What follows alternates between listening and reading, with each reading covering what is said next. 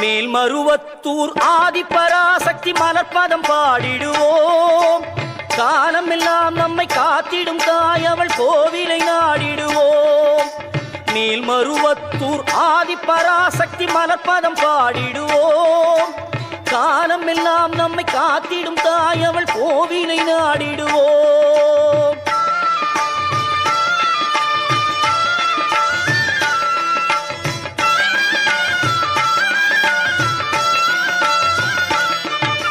கோல விழி கொண்ட கோமதியவளே ஆதிபராசக்தி.